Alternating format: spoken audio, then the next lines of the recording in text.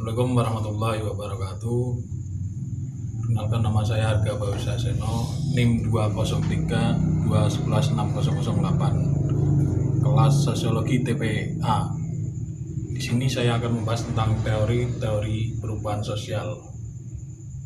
Yang pertama yaitu teori fungsionalis.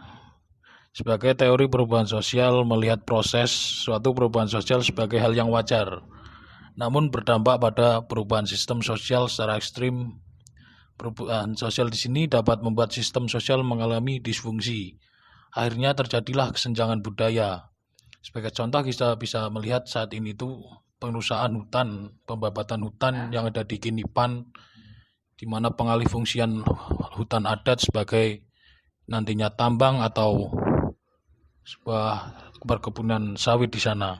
Nah, di sana akan terjadi kesenjangan budaya antara alam pikiran sebagian masyarakat sekitar dengan masuknya para investor-investor di sana itu membuat suatu kebun atau tambang.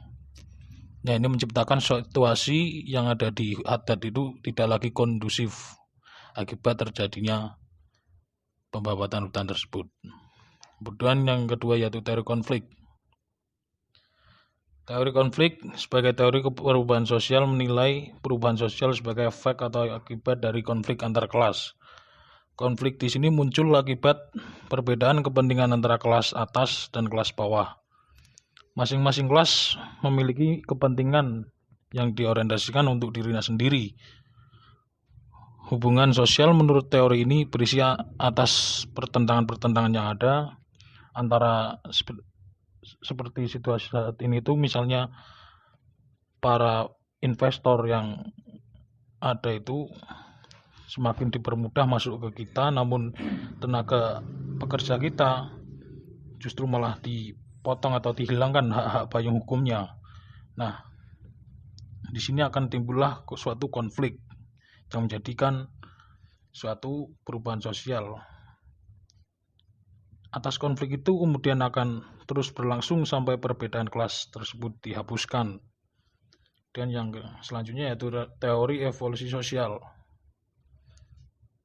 Teori evolusi sosial sebagai teori perubahan sosial melihat perubahan sosial sebagai proses yang terjadi dalam waktu panjang. Untuk mengubah suatu perilaku masyarakat diperlukan memang waktu yang lama. Lama di sini maksudnya bersifat relatif, bisa bertahun-tahun atau bahkan berabad-abad. Contohnya saja, perubahan yang kita melihat di sejarah kita itu perubahan yang ada di masyarakat kita yang dulu maritim ke agraris, ke masyarakat agraris. Kemudian selanjutnya kita berubah dari yang mayoritas sekarang ini agraris, kita akan berubah menuju ke masyarakat industrialis. Nah, ini akan memakan waktu lama kita menuju ke masyarakat industrialis ini.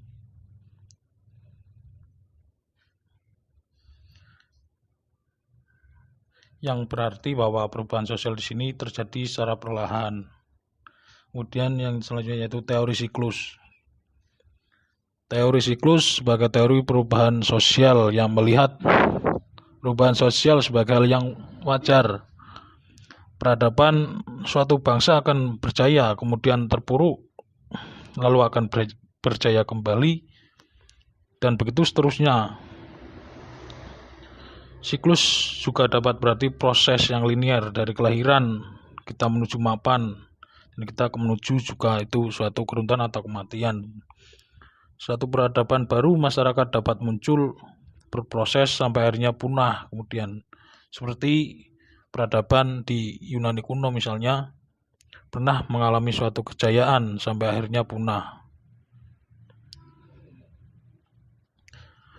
Memang proses perubahan sosial tak pernah berhenti. Teori perubahan sosial selalu mengikuti bersama menjelaskan fenomena perubahan sosial. Perubahan sosial yang terjadi di masa saat ini relatif lebih cepat dibanding pada masa lampau.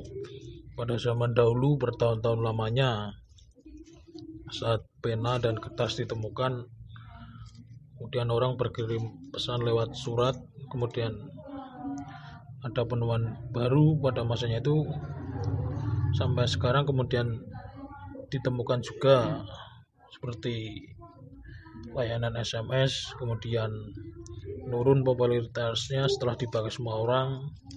Kemudian selanjutnya lagi ditemukan untuk berkirim pesan lewat apa, kemudian berganti lagi dengan apa lagi. Intinya perubahan sosial saat ini terjadi lebih cepat lah.